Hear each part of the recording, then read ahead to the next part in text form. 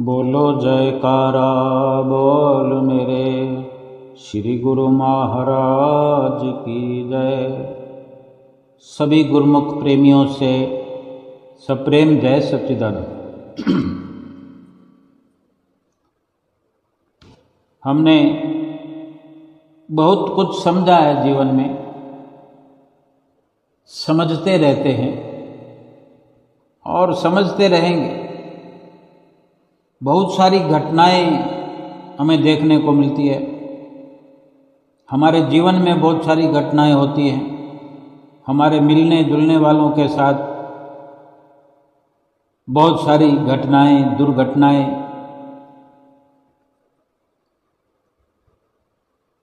अपने किसी प्रियजन की मृत्यु हो जाना, अपने रिलेटिव की, अपने नज़दीकी की, नज़दीक से नज़दीक रहने वाले की मृत्यु हो जाना, ये भी एक घटना ही है।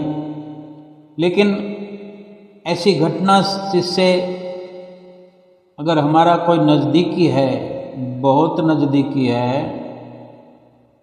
अगर उसके साथ एक नॉर्मल मृत्यु भी उसकी हो जाती है, पूरा घर प्रभावित हो जाता है। और फिर इस प्रकार से जो भी मिलने वाले, किसी का संदेश आता है या कोई मिलने आते हैं, जो भी बातचीत करते हैं, सभी एक प्रकार की बात कहते हैं कि भगवान दिवंगत आत्मा को शांति प्रदान करे। ये कोई नहीं कहता कि भगवान उसे सुख दे, भगवान उसे आनंद दे। ऐसा इसलिए भी हो सकता है क्योंकि इस समय पर जाने वाली जो आत्मा है उसको शांति की ही सबसे अधिक आवश्यकता होती है, ऐसा माना जाता है। हम भी मान लें कि आत्मा को उस वक़्त केवल शांति की ज़रूरत होती है, लेकिन अगर और थोड़ा गहराई से विचार करें कि जब आत्मा अभी इस शरीर में स्थित है तो क्या अभी उसे शांति की ज़रूरत नहीं है? अगर अभी उसे शांति मिल जाए तो उस वक़्त कोई क्यों फरियाद करे किसी की आत्मा के लिए या सिफारिश करे? भले ही हर किसी का ये प्यार भरा स्नेह होने के कारण परमपिता परमेश्वर से ये मांग करते हैं कि इस दिवंगत आत्मा को भगवान शांति प्रदान करे। लेकिन जो आत्मा इस शरीर में है, ये जीव स्वयं ऐसा प्रयत्न जीवन भर करता रहे आत्मा को शांत और शांति प्रदान करते करते शांत बना दे, सुखी बना दे, आनंदित कर दे। किसी के कहने से तो शांति मिलने वाली नहीं है। अगर मात्र किसी के कहने से इस प्रकार किसी भी आत्मा को शांति मिलती होती तो फिर जीवन में शांति के लिए अगर कोई प्रयासरत है तो वो प्रयास करे ही ना। केवल थोड़ा सा कहने मात्र से शांति मिल जाएगी तो जीवन भर परेशान होने की क्या ज़रूरत है? शांति को पाना क्या बिल्कुल आसान बात है? अगर आसान होता तो हर कोई शांत हो गया होता। ऐसा भी नहीं है कि बिना मेहनत किए, बिना प्रयास किए हद दर्जे की कुर्बानी करनी पड़ती है आत्मा को शांत करने के लिए, आत्मा को सुखी बनाने के लिए। मांग कर तो हम स्वयं ये शरीर लाए हैं, इस शरीर की मांग हमने स्वयं की है शांति के लिए, आत्मा को शांत बनाने के लिए, आत्मा को उसकी मंजिल तक पहुंचाने के लिए, आत्मा को दुखों से आज़ाद करने के लिए। लेकिन हम स्वयं अपने कार्य को अगर भूल जाएं, आत्मा की शांति के लिए यत्न न करें, आत्मा को सुखी बनाने के लिए यत्न न करें, प्रयास न करें, कोई मेहनत मुशक्कत पुरुषार्थ न करें, तो फिर जब आत्मा हमारा शरीर छोड़ देगी, उस वक़्त 10, 20, 50, 100 जने, 1000 जने, लाख जने भी अगर भगवान से प्रार्थना करेंगे तो क्या हमारी आत्मा सुखी हो जाएगी, शांत हो जाएगी? पता भी होगा कि वो आत्मा कहाँ गई है। हमारे अधिकार क्षेत्र से बाहर की बात हो जाएगी। लेकिन आज ये कार्य शांति वाला, सुख वाला, आनंद वाला, ये कार्य हमारे अधिकार क्षेत्र में है। हर जीव अपनी आत्मा को शांति प्रदान कर सकता है, शांति प्राप्त होने वाला कार्य करके शांति के लिए पुरुषार्थ कर सकता है, परम शांति को प्राप्त कर सकता है। ये आत्मा परम शांति को प्राप्त करके ये जीवन के उच्चतम लक्ष्य को प्राप्त कर सकती है। फिर किसी के फरियाद करने की जरूरत नहीं, कोई हमारी सिफारिश करे इसकी जरूरत नहीं, क्योंकि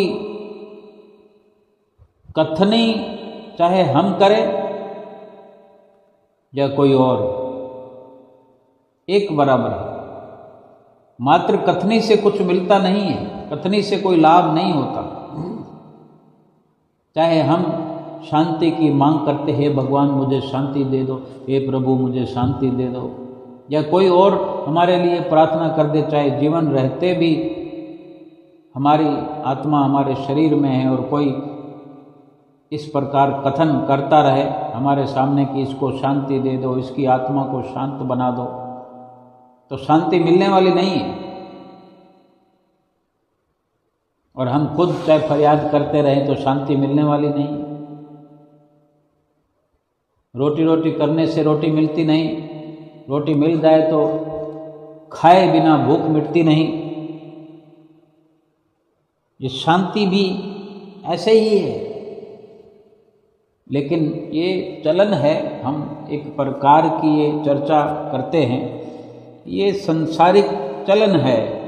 किसी के लिए अच्छी वाणी बोलना, अच्छा प्रयास करना, भगवान से प्रार्थना करना, ये जितने लम्हे, जितनी घड़ियाँ इस प्रकार का वातावरण बनता है, कम से कम हमारे अंतःकरण में कुछ तब्दीली, कुछ बदलाव आता है, ये अच्छा है। लेकिन जो अच्छा होना चाहिए वो कुछ और है, जो लाभ होना चाहिए वो कुछ और है। वो यही है कि हम स्वयं जब कथनी के मार्ग से चलकर करनी वाले मार्ग तक पहुंच जाएंगे, शांति वाले मार्ग पर चल करके शांति को प्राप्त कर लेंगे, फिर ये सब कुछ सकारात्मक हो जाएगा।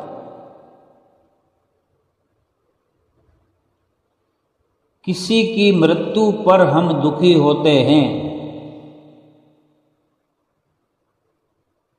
क्योंकि हम जानते नहीं, हम ये जानते नहीं कि मृत्यु है क्या।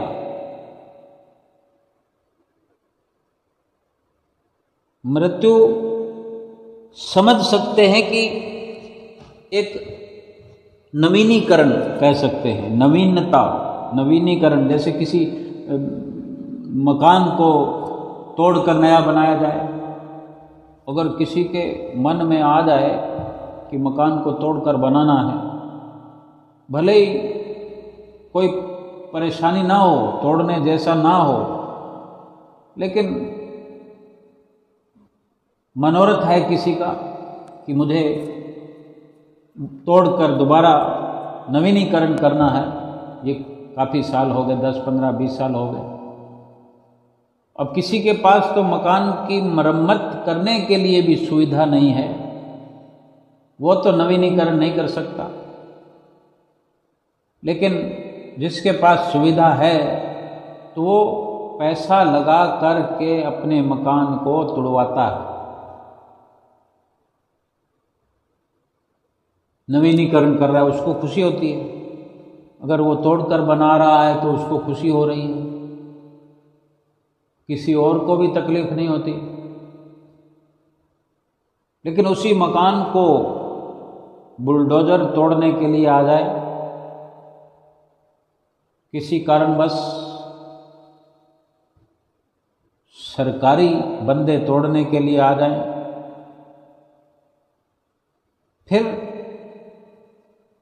फिर कितना एक मजमा लग जाता है, एक भीड़ लग जाती है, अखबारों में छप जाता है, और उसी मकान को ना तोड़ने देने के लिए कितनी गुहार लगाई जाती है, दया की भीख मांगी जाती है, क्रोध किया जाता है, गिड़गिड़ाया जाता है, कई प्रकार से प्रयास किया जाता है कि मकान न तोड़ा जाए। लेकिन जिसके भीतर ये विचार आ जाए कि नवीनीकरण करना है तो वो तो खुशी से करता है। तोड़ने वाला तो बुलडोजर वही होता है। बुलडोजर से नहीं तोड़ेंगे तो कारीगर मजदूर थोड़ा आराम से कुछ दिन ज़्यादा लगाकर तोड़ देंगे, सारा उसमें जो मटेरियल काम आने वाला है वो एक साइड में रख कर काम में लिया जाएगा। अगर मृत्यु को इसी प्रकार समझें तो ये खुशी का अवसर है। जो जानते हैं, जो समझते हैं, वही इसके बारे में समझते हैं कि नवीनीकरण करने में क्या आपत्ति है, क्यों दुख मनाया जाए। महापुरुष फरमाते हैं, जिस मरने से जग डरे, जिस मृत्यु से संसार डरता है, महापुरुष फरमाते हैं, जिस मरने से जग डरे मेरे मन आनंद, कब हुक मरी है कब हुक पाइए पूर्ण परमानंद, कि मरे बिना पूर्ण परम आनंद को प्राप्त नहीं किया जा सकता। यानी साल भर तक बच्चा पढ़ता रहे, अगर परीक्षा ना हो तो वो अगली क्लास में नहीं पहुंच सकता। बच्चे परीक्षा आने पर डरते हैं कि पोल खुल जाएगी, लेकिन जिसने पढ़ाई की तैयारी कर रखी है, जिसको समझ है कि मैं साल भर पढ़ा ही इसीलिए हूँ कि आज परीक्षा का अवसर आए ताकि फैसला हो जाए कि मैंने क्या पढ़ाई की है, मुझे भी पता लग जाए, दूसरों को भी पता लग जाए, दूध का दूध पानी का पानी हो जाए। संत महापुरुष भी इसीलिए ये पर्दा उठाते हैं, डर वाला, हमारे लिए अज्ञान का पर्दा ये हमारा उठाते हैं कि वो स्वयं अपने लिए ये उदाहरण ही नहीं बल्कि एक सच्ची मार्मिक बात बताते हैं कि जिस मरने से दुनिया डरती है, हम उसी मरने को एक आनंद का अनुभव देखते हैं, आनंद का अनुभव करते हैं कि जब तक मरेंगे नहीं तो आगे की श्रेणी में, आगे स्टेप पर कैसे पहुंचेंगे, तरक्की कैसे करेंगे। या फिर ऐसा है कि कोई इस जीवन के अंदर मरे ही नहीं तो फिर सड़ेगा। विधाता ने कोई भी ऐसा इस दुनिया के अंदर परपंच नहीं बनाया जो दुखदाई हो। मृत्यु को बनाया है तो ये दुखदाई नहीं है, ये तो हमारे अपने विचार है, ये हमारी सोच है। जीना तो चाहे 10 साल का हो, 20 साल का हो, 50 साल का हो, 100 साल का हो, 1000 साल का हो, अगर जीने से, जीवन से मोह है तो 100 साल जीने के उपरांत भी हम मरना नहीं चाहते। 1000 साल की उम्र हुआ करती थी तब भी लोग मरना नहीं चाहते थे। अगर संतों वाली विचारधारा को अब अपनाएं, अगर जीवन और मृत्यु की जो हम आकलन कर लें, जीवन और मृत्यु को समझ लें कि जीवन क्या है और मृत्यु क्या है, फिर तो मरने के लिए कोई डर नहीं रहेगा। जीवन कोई मोह का खेल नहीं है, कोई लोभ का ये स्थान नहीं है कि जीवन मिला है तो लोभ कर लो। धन इकट्ठा करने का ये स्रोत नहीं है जीवन। जीवन में एक लक्ष्य जो हमारा सबसे बड़ा है, सर्वोपरि जो कार्य है, वो जीवात्मा को शांति प्रदान करने का, संपूर्ण आनंद प्राप्त कराने का, सच्चा सुख प्राप्त कराने का ये अवसर है, ये मनुष्य जीवन।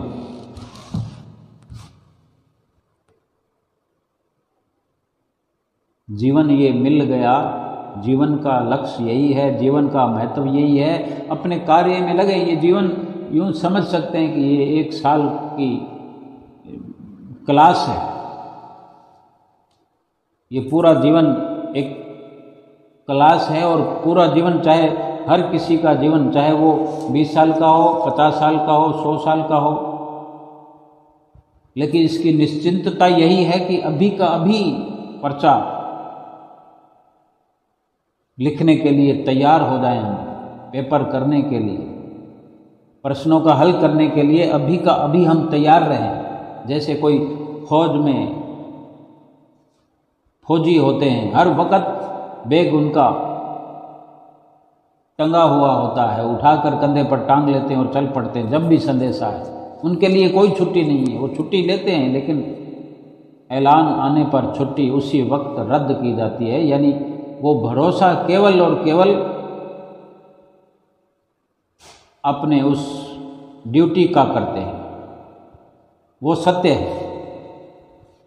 यानी कभी भी जाना पड़ सकता है, कभी मरना पड़ सकता है। जीवन और मृत्यु की सच्चाई यही है कि जब जिस श्वास तक हमारा जीवन है, हम अपनी भजन भक्ति कर लें, चाहे जितना भी ये जीवन रहा उसी में करना है। इसकी कोई म्याद बताने वाला नहीं है। हम बस तैयार रहें, और तैयार रहने के लिए समय पर्याप्त है, हमारे पास पर्याप्त समय है। कोई कहे कि ऐसे तो कैसे हो सकता है, हो तो रहा है।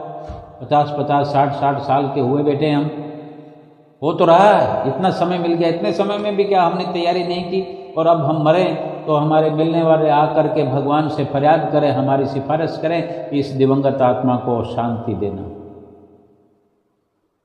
क्या जरूरत है सब्सिडी की? हम खुद सक्षम हैं, हमें पूरा समय मिला है। हमें कोई हमारे घर में राशन देने के लिए आए, क्या हम गवारा करेंगे? क्या हमारी इतनी भी खुददारी नहीं है?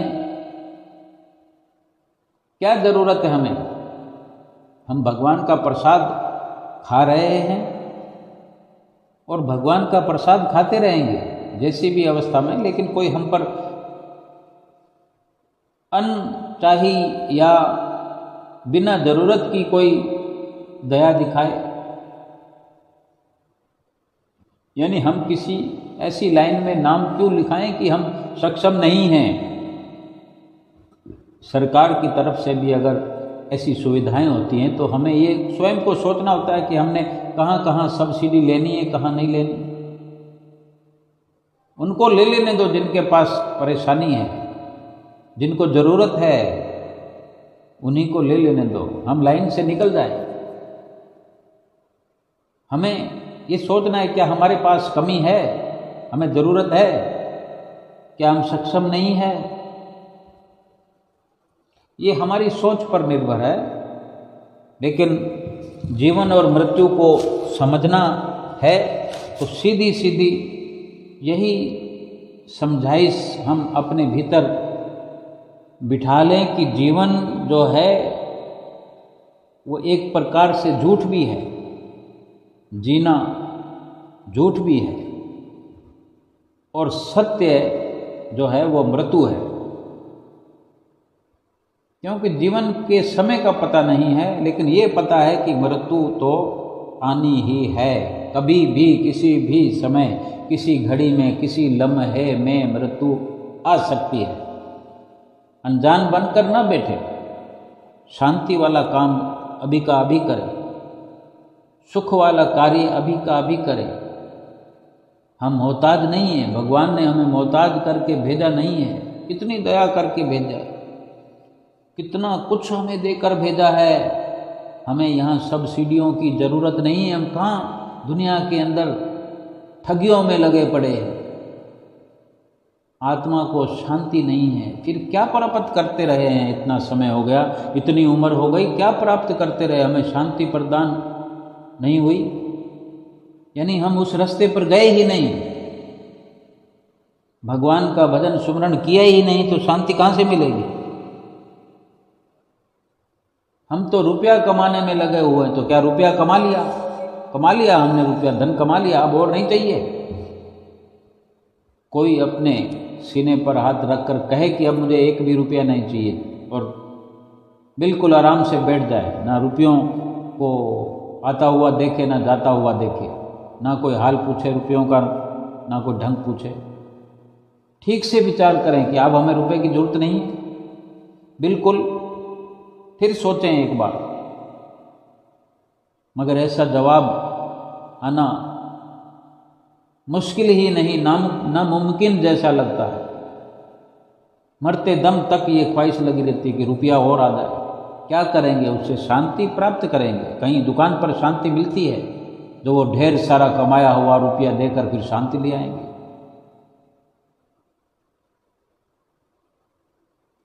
थोड़ा सा विचार करना है, चाहे ज़्यादा विचार करें, लेकिन असलियत तक पहुँचे तो सही। संत महापुरुष उसी जीवन और मृत्यु का भेद स्वयं भी समझते हैं और हमें भी बता देते हैं कि मृत्यु पर किस बात का रोना, ये तो नवीनीकरण है, ये नवीनता है। जैसे मकान को तोड़कर नया बना दिया तो उसमें रोने की क्या बात है? तो शरीर भी अगर चला गया तो क्यों सब रोते हैं? संतों महापुरुषों के अनुसार तो ये अज्ञानता है। अगर कोई, चलो एक उम्र की बात है कि कोई 40 साल की उम्र में जा रहा है, 50 साल की उम्र में जा रहा है, तो भी रोना पिटना तो होता है। 60 साल की उम्र में जाए तो भी रोना पिटता है, ज़्यादा रोना पिटता होता है, धाड़े मार मार के रोना पिटना होता है, क्योंकि बंदा कमा रहा था, चलता फिरता था। अगर वही बंदा चारपाई पे पड़ा हो, बेड पर पड़ा हो 2 साल से 4 साल से, फिर भी क्या इतना रोना पिटना होता है? वो पहले से ही आस लगाए होते हैं, किसी को कहते नहीं है बातें करते हो, लेकिन भीतर ही भीतर ऐसे सोचते हैं कि अब ये छुटकारा पा ले तो ठीक है, अब ये बेचारा दुख पा रहा है, ये बेचारी दुख पा रही है।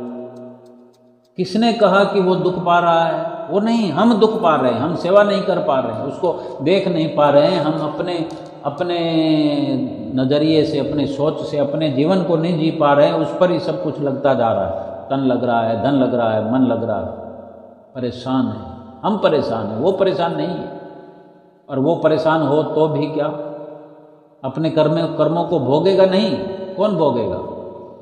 और हम जो ऊपर लगे हुए हैं सेवादारी के लिए, ये भी तो हमारे कर्म है, हम अपना हिस्सा भोगेंगे, वो अपना हिस्सा भोगेगा। लेकिन आज अगर कह दिया जाता है कि भाई शांति सुख आत्मा को दिलाने के लिए आए हैं, तो इस काम में लग जाओ, तो फिर हमें समय नहीं है, हम तो धन कमा रहे हैं। सीधा सीधा कहते हैं कि हम काम ना करें, पैसा ना कमाएं, बाल बच्चों का लालन पालन ना करें, उनको स्कूल कॉलेज की व्यवस्था ना कराएं। फिर कौन कराएगा जब ये दुनिया छूट रही होगी, छूट जाएगी, जीवात्मा चल पड़ेगी, चली जाएगी, कहेगी भी नहीं कि मैं जा रही हूँ। जीवात्मा ने कहना भी नहीं है, कहाँ जाना है ये बताना भी नहीं है, लेकिन ये अपने जीवन चरित्र से हम स्वयं निर्धारित कर सकते हैं कि हमारी जीवात्मा कहाँ जाएगी।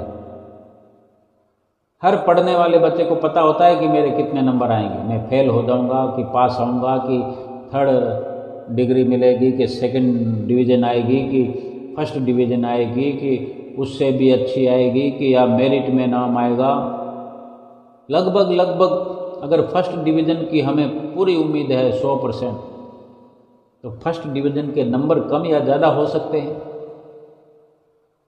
बाउंड्री लाइन तक अगर नंबर आ जाए, लेकिन 1st डिवीज़न तो आ गई ना, हमें पता होता है। हम ये सोच सकते हैं कि हम पास तो हो ही जाएंगे।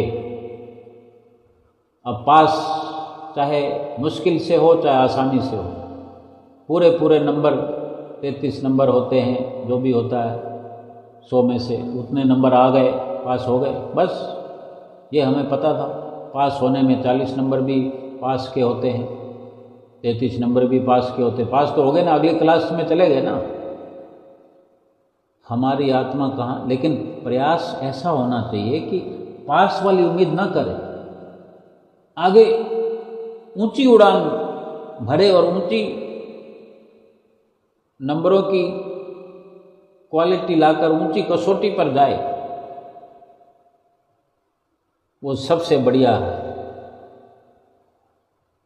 ये जीवन जब मिला ही जिस कार्य के लिए है, जैसे बच्चा केवल पढ़ाई करने के लिए जाता है, माता पिता देखो, माता पिता के पास रुपए हैं नहीं हैं, कोई सुविधा है नहीं है, माँ बाप देखो कैसी कैसी हालत के अंदर अपने बच्चों को पढ़ाते हैं। हमने स्वयं देखा हो, हमने स्वयं समझा है, हमारे माता पिता ने हमें कैसे पढ़ाया, कैसे स्कूल की वर्दियां दिलाई, हम सूटेड बूटेड होकर स्कूल जाते रहे, हमारे माता पिता दुख पाते रहे। आज हम इस जीवन में सतगुरु की शरण में पहुँच करके, उनसे नाम की बख्शिश हो गई, नाम लेकर के शांति का पाठ पढ़ते रहे, शांति का लाभ, सच्चे सुख का लाभ जीवात्मा तक पहुंचता रहे। इतनी पढ़ाई करें, इतनी पढ़ाई करें, हर पल हर घड़ी हम एग्ज़ाम देने के लिए तैयार रहें। कौन सा? ये जीवात्मा जाएगी वही देगी ना एग्ज़ाम, इसको निकलना पड़ेगा और ये लोथड़ा पीछे पड़ा रहेगा। ये एक शरीर है, जीवात्मा का मकान है, या जीवात्मा की ये ड्रेस है, ड्रेस बदल रही है, पुराने कपड़े, पुरानी चीज़ें हम देखें दिवाली पर सब के सब बाहर फेंक देते हैं, कबाड़ी को देते हैं, फिर क्या रोते हैं? खुशी से देते हैं, ये इसको निकालो। और शरीर को क्या रखने के लिए हम तैयार होते हैं जब जीवात्मा निकल जाती है। इधर तो हम रो रहे होते हैं, इधर उसको रवाना कर रहे होते हैं शरीर को। ये कैसी अज्ञानता है? हम किसको रो रहे हैं? जीवात्मा को या शरीर को? शरीर को रो रहे हैं तो हमारी मर्जी के बिना हमारे घर के किसी बंदे को कोई ले जा नहीं सकता। कितने दिन रखेंगे? और जीवात्मा को रो रहे हैं तो क्यों? वो तो मरा ही नहीं है। हमें जाने कब से मालूम है कि आत्मा तो मरता ही नहीं है, फिर रोते किसको हैं? हम सोचें, हमें पता ही नहीं है कि मृत्यु क्या। हमें समझना है कि ये मृत्यु सत्य है। जन्म लेने के तुरंत बाद से ये सत्य गहराता चला जाता है और हर जीव के ऊपर ये लहराता रहता है ये सत्य। जब भी समझ आती है तब यही धारणा बनी रहती है कि मृत्यु तो कभी भी आ सकती है। फिर कैसा डर? हम ये संतों महापुरुषों के नज़रिए से समझें कि ये नवीनीकरण होता है। आत्मा जो है एक प्रकार का पक्षी समझ लिया जाए, शरीर को पिंजरा समझ लो। पुराने शरीर रूपी पिंजरे को छोड़कर अगर आत्मा उड़ जाती है पुरानी समस्याओं से, बीमारियों से, दुखों से घिरे हुए शरीर को छोड़कर जब आत्मा मुक्त हो जाती है तो अच्छा लगना चाहिए। यही तो नवीनीकरण है। लेकिन जिसने कार्य नहीं किया है, होमवर्क नहीं किया है, वो जीव आत्मा कहाँ जाती है ये भी निश्चित है, वो फेल हो गई। जो फेल हो गई वो इसी संसार में फिर जन्म लेकर आएगी और फेल के अनुसार ही निम्न स्तर की योनियों में, 84 लाख योनियों में। ये दुख की बात है। और इस बात को समझते हुए थोड़ी कोई रोता है। इस बात को समझकर तो समय रहते यत्न किया जाता है। वो यत्न हमें आज करना चाहिए।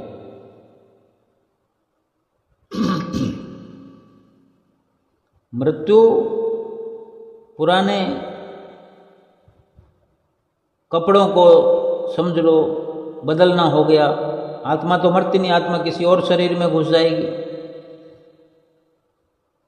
अब ये कोई कहे कि ये तो बंदा चलता फिरता था, अभी नहीं जाता तो ठीक था। जरूरी है कि बीमार होकर ही मरे?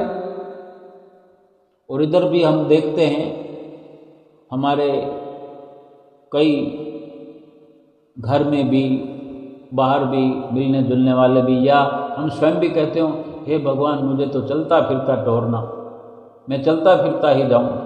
और जब चलता फिरता जाते तो फिर किस बात का फिर पछतावा है, किस बात की तकलीफ है? चलता फिरता अगर कोई जा रहा है तो कितनी अच्छी बात है।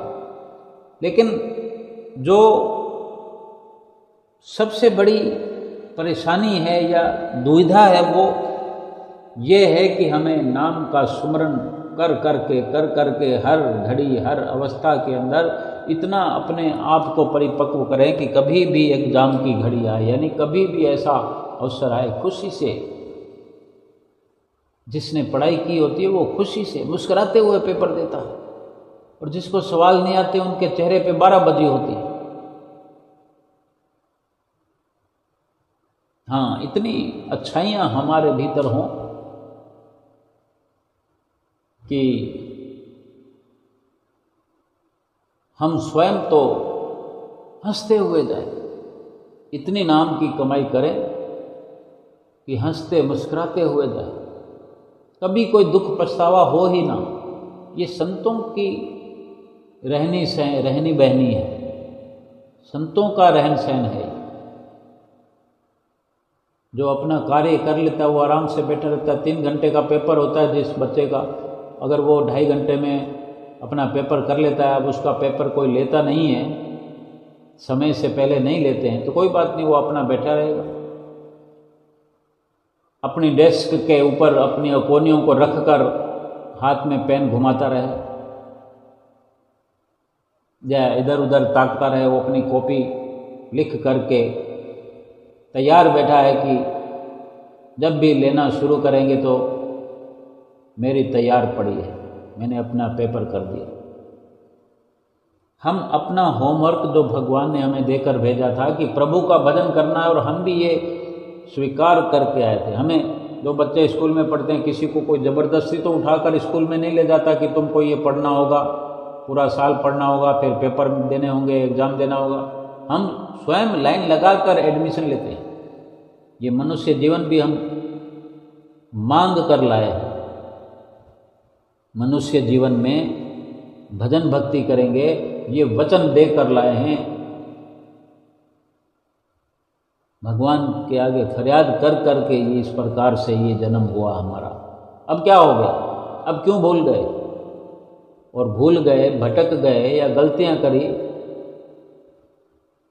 फिर खैर नहीं इस जीवात्मा की। जीवात्मा तो दुख तो उसी को भोगना पड़ेगा। हमको समझ करके ना तो जीवन की ऐसी खुशी या गम पर प्रभावित होना है, ना मृत्यु के बारे में कभी प्रभावित होना है, ना दुखी होना है। अपना मकसद हमको हर वक्त याद रहे कि मैं किस लिए मनुष्य जीवन प्राप्त करके आया हूँ, ये शरीर मुझे किस लिए मिला है, वो कार्य मैं कर रहा हूँ कि नहीं कर रहा हूँ, प्रभु से जो मैंने वादा किया था वो निभा रहा हूँ कि नहीं, जो वादा किया था वो निभाना पड़ेगा, निभा रहा हूँ कि नहीं, नहीं निभाऊंगा तो फिर डाल दिया जाएंगे नरक कुंड में, 84 लाख योनियों में फिर से भेज दिया जाएगा जीवात्मा को, फिर कितना दुख होगा, कितनी परेशानी हो जाएगी। 1 साल जिसका चला जाता है स्कूल में पढ़ते हुए, फिर वो तकलीफ़ें, वो 1 साल वापस नहीं आता, कभी नहीं आता। इसलिए संत महापुरुष कहते हैं ये जीवन अगर यूं ही चला गया फिर वापस नहीं आएगा। अभी जो मिला है ये यूं ही नहीं मिला और फिर तो मिलेगा ही नहीं है, क्योंकि पूरा जीवन हमें ये शिक्षा मिलती रही है, भजन कर लो, भजन कर लो, भगवान का भजन कर लो, सतगुरु की आज्ञा का पालन कर लो। लेकिन हम खाने पीने में लगे हुए हैं, कमाने में लगे हुए हैं, रंग रलियाँ मनाने में लगे हुए हैं, ऐश परस्ती में लगे हुए हैं, मित्रता, कुटुंब परिवार बनाने में लगे हुए हैं। फिर क्या काम आएगा कुटुंब परिवार, ये घर बार क्या काम आएगा, क्या महल माड़ियाँ ये काम आएंगी, क्या ये धन दौलत काम आएगी। बड़े बड़े राजा चले गए, यहाँ पर महाराजा चले गए, क्या काम आए उनके रंग महल, सब कुछ पीछे पड़ा रह गया। हमको ये समझना अति आवश्यक है। मृत्यु समझें तो इस शरीर का अंत, इस शरीर रूपी मशीनरी ने काम करना बंद कर दिया या काम करना बंद करने वाली है, फिर इसको बदल दिया जाए, इस मशीनरी को फेंक दिया जाए तो फिर रोना धोना किस बात का। और आत्मा जो कभी मरती नहीं, कभी काम करना बंद करती नहीं, क्योंकि वो एक अविनाशी शक्ति है। सबसे बड़ी बात यही है कि आत्मा का क्या होगा। आत्मा नया शरीर तो ले लेगी, लेकिन नया शरीर क्या मिलेगा।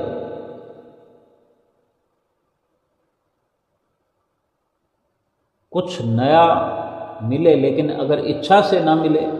अभी किसी ने कोई सूट लेना हो और सूट नाप हो 36 का और सूट मिल जाए 50 के नाप का, हैंगर पर लटका दिया जाएगा। नया है तो नए को क्या करें, वो पहन नहीं सकता, इससे तो वो पुराना ही पहन लेगा। पुराना है नहीं, नया पसंद नहीं है, तो समय रहते कपड़ा लेकर सिलाया जाता है या समय पर अपने नाप की व्यवस्था की जाती है। तो ये भी जीवात्मा के लिए इच्छा, जो इच्छा भी क्या है कि ज़रूरत है कि कौन सा सूट उसको मिलना चाहिए, कौन सा शरीर मिलना चाहिए। जो शरीर मिलते आ रहे हैं, ये आज ऐसा शरीर मिला हुआ है कि इस शरीर के भीतर रहकर एक छलांग लगानी है। ये जीव रूपी पंछी जो है, ये छलांग लगाने के लिए इस शरीर में आया है और ये छलांग लगाकर परमपिता परमेश्वर तक पहुंच सकता है।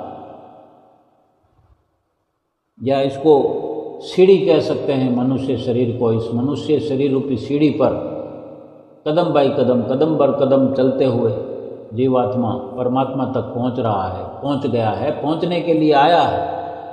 अगर इसका इस्तेमाल नहीं किया, सीढ़ी पर चढ़कर उस पार, यानी अंतिम स्टेप पर चढ़ कर के उस पार, जो कि प्रभु परमात्मा बैठे हुए हैं, हमारे इंतजार में बैठे हुए हैं, हमसे मिलने के लिए वो बेताब है।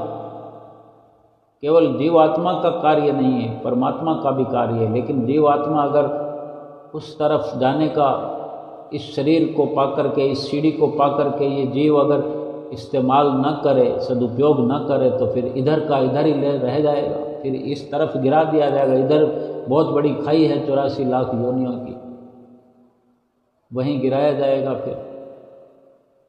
फिर हम खुद ही अपने आप को ऐसा सिला दें तो फिर कौन बचाने वाला है, कौन समझाने वाला है? फिर कौन समझाएगा? फिर क्या होगा समझाने से? फिर कुछ नहीं होता। आज तो बहुत सारा समय पड़ा है। इस पुराने को नए में परिवर्तन कर लें। ये जीवन है, ये मृत्यु है, ये जीवन है, ये मृत्यु है, इसमें फ़र्क क्या है?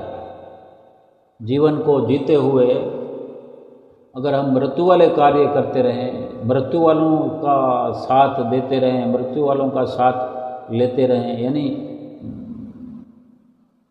विनाश होने वाला हम सब मसाला तैयार करते हैं। जीवात्मा अविनाशी है और इसके पल्ले में, इसके आगे पीछे जो ढेरियां लग रही है वो विनाश होने वाली है। ये संसार विनाश होने वाला, ये घर बार विनाश होने वाला, ये रुपया विनाश होने वाला, मकान सकान सब कुछ सब विनाश होने वाला है। अविनाशी तो परमात्मा है ना। ये जीवात्मा अविनाशी है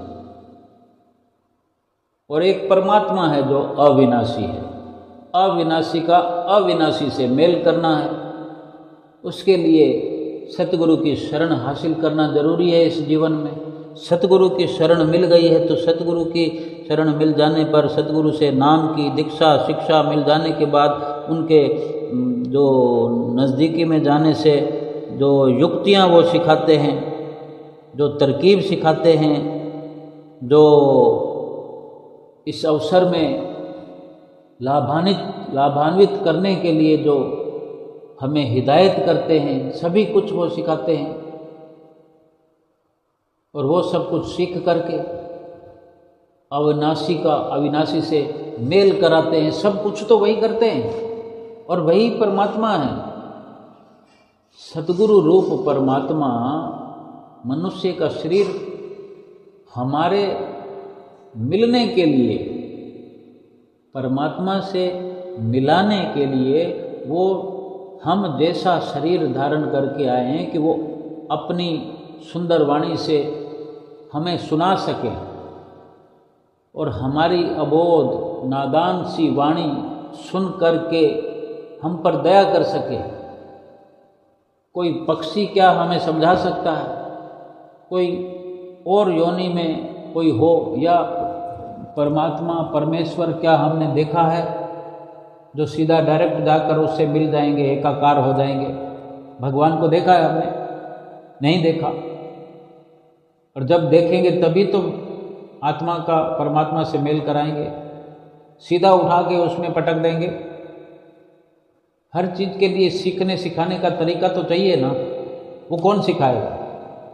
इसीलिए तो सतगुरु रूप धारण करके आए हैं। वो भगवान ही हैं,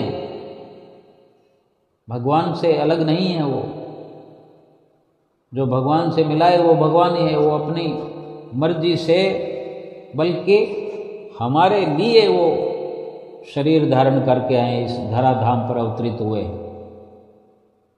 उनका दुख सुख कुछ नहीं है, उनका केवल यही लक्ष्य है कि हम जो बिछड़ी हुई रूहें हैं, उस अंशी परमात्मा की हम अंश हैं।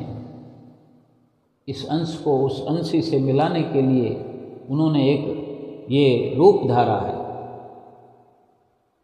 हमें खबर ही नहीं है, हम मिलना चाहते ही नहीं हैं, तो फिर उनको कितना दुख होगा। कोई बेटा अगर माता पिता की बात नहीं मानेगा और दुखों वाले कार्य करेगा, खुद भी दुखी होगा, तो माता पिता को दुखी नहीं करेगा। जो बच्चे गलत संगत में पड़ जाते हैं तो उसके पिता को, माता पिता को खुशी होती है, कितना दुख होते हैं। सारी रात नींद नहीं आती उनको, सारी रात बेचैनी में गुजारते हैं, सारा दिन मेहनत मुशक्क़त करके अपने बच्चों को, और भी तो बच्चे होते हैं, लेकिन एक भी बच्चा गलत संगत में पड़ जाए कितना दुख होता है।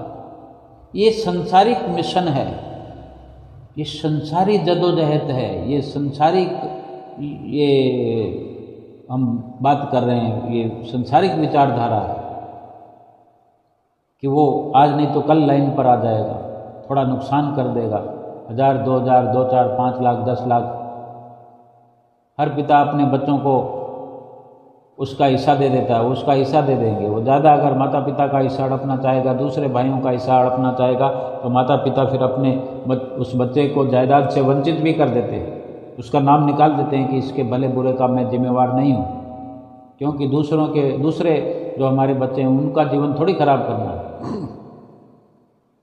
लेकिन ये परमपिता परमेश्वर हैं, परमपिता हैं, और हम कितना नुकसान करने जा रहे हैं। हमें जायदाद हमें दे दी है, लेकिन जो भूल हम कर रहे हैं, 84 लाख योनियों में इस जीवात्मा को पहुंचाने का कार्य कर रहे हैं, भगवान की भक्ति को भूल रहे हैं, ये वो नुकसान है कि फिर इसकी कभी भरपाई नहीं होगी। इतना बड़ा नुकसान जो करोड़ों अरबों खरबों में भी गिनती में नहीं आता। तो इसके लिए कितना दुख हम अपने सतगुरु को हम दुखी करते हैं, जो हमारे लिए ही इतना कष्ट सहन करने के लिए इस धरती पर मनुष्य जैसा शरीर धारण करके आ गए। वही अविनाशी परमात्मा हमें अपने अंश को वो अपने साथ मिलाने के लिए हमें यही चतुराई करनी है, यही हौसला रखना है, यही सूझबूझ रखनी है। ना तो अपनी आत्मा को और दुखी करने के लिए कोई भी ऐसा काम करना है, बल्कि सतगुरु के बताए हुए रास्ते पर चल करके सतगुरु की आज्ञा में, सतगुरु की मौज में ढेर सारा सुमरन करना। ढेर सारा कितना? जी चाहे जितना, और जी इतना चाहे उसको इतना आदी बना दें, इतना आदी बना दें कि फिर मन करे कि बस भजन ही करते रहें। लेकिन ऐसा ना भी हो पाए तो सतगुरु ने एक सीमा बना दी है कि 2 घंटे तो करना ही करना। अगर उनकी आज्ञा हम मान लें, उनकी आज्ञा पर चल पड़ें, ये 5 नियमों का जो पालन है वो भी करें और 2 घंटे भजन अभ्यास करें, हम देखें तो सही करके कौन सा काल पड़ने वाला है। दुनिया का धन जो क्या घाटा होने वाला है कि वादा होने वाला है सुमरन करने से। हम यही समझते रहेंगे ज़िंदगी भर कि इतना सुमरन करेंगे तो फिर दुकानदारी कौन चलाएगा, घर परिवार कौन चलाएगा। सारी आफत 2 घंटे में ही आने वाली है। ये 2 घंटे भजन सुमरन करने से रुकावट करना ही हमारा लक्ष्य है। हमारा लक्ष्य 2 घंटे से ऊपर भजन सुमरन करने का होना चाहिए। अगर कुछ नुकसान होता है तो ये कौड़ियों का, दमड़ियों का, ये झूठ फूट के खजाने हैं, यूं ही ये बेकार हो जाएंगे। अगर बहुत अथाह है फिर क्या परवाह है, और अगर कुछ भी नहीं है तो वैसे भी कुछ नहीं है, तो ये तो सब हो जाएगा, भजन सुमरन तो हो जाएगा हमारे हिस्से में, ये तो कर लें। कुछ भी तो वैसे भी नहीं है, मर तो वैसे ही रहे हैं, लेकिन ये जिंदा होने का कार्य है, ये जीवात्मा को जिंदा करने का कार्य है। ये शरीर जिंदा हो जाएगा, सकारत हो जाएगा, इसका लेखा हो जाएगा कि शरीर के द्वारा भजन सुमरन किया गया। जल तो जाएगा, ये शरीर जल तो जाएगा, दफन तो हो जाएगा, लेकिन इसकी महिमा हो जाएगी। इसकी महिमा शास्त्रों में, वेदों ने, शास्त्रों ने नेति नेति कर गाई है कि ये 84 लाख योनियों से श्रेष्ठ शरीर है। इसकी सकारात्मकता को हम सिद्ध कर दें कि वास्तव में ये इतने लाभ का तन है, मनुष्य तन, इतने लाभ की वस्तु है ये, इससे जीवात्मा परमात्मा से मिल सकती है, अपने अंशी से 84 लाख योनियों से बच सकती है। इतना बड़ा दुख, केवल 2 लाइनों में बात समाप्त हो जाती है कि 84 लाख योनियों से बच गए। एक योनि से बचने के लिए पहाड़ों जैसे दुख सहन करने पड़ते हैं। यानी इस मनुष्य जीवन की बात करें तो, जबकि मनुष्य जीवन में ये मनुष्य सक्षम है, बोल सकता है, कह सकता है, सब कुछ कर सकता है। 84 लाख योनियों का एक भी जीवन, एक भी शरीर मनुष्य शरीर जैसा जीवन भोग सकता है? गली में हम देखते हैं कितने जीव जंतु कुत्ते बिल्ले फिरते हैं, कितने लठ खाने पड़ते हैं, गाय हो, बैल हो, बाहर फिरते हुए, गधे हों, घोड़े हों, अपने दुख को बयान नहीं कर सकते। पानी मांग नहीं सकते, खाना मांग नहीं सकते, झेलते रहते हैं, झेलते रहें, दुखों के अंबार लगे हुए हैं। किसी की मर्जी आई तो तू करके खिला दिया, किसी की मर्जी आई तो लठ बरसा दिया। ये जीवन भोगना पड़ेगा फिर। और कितने, 84 नहीं, 8400 नहीं, 84,000 नहीं, 84 लाख योनियां ऐसी भोगनी पड़ेगी। मस्खरी नहीं है। केवल सोच कर भी पूरे शरीर में कपकपी हो जाती है। इसकी गहराई को समझते हुए सतगुरु की जो भी हमें हिदायत है, नसीहत है, अपने सिर पर ऐसे धारण करें कि हमारे सतगुरु की प्रसन्नता बरसने लगे। और सतगुरु हमारे प्रसन्न हो गए तो हमारी जीवात्मा को काल हाथ भी नहीं लगा सकता, यमराज छू नहीं सकता। सतगुरु की प्रसन्नता प्राप्त करते रहें और अपने इस लोक और परलोक को सुहेला करें। बोलो जयकारा बोल मेरे श्री गुरु महाराज की जय।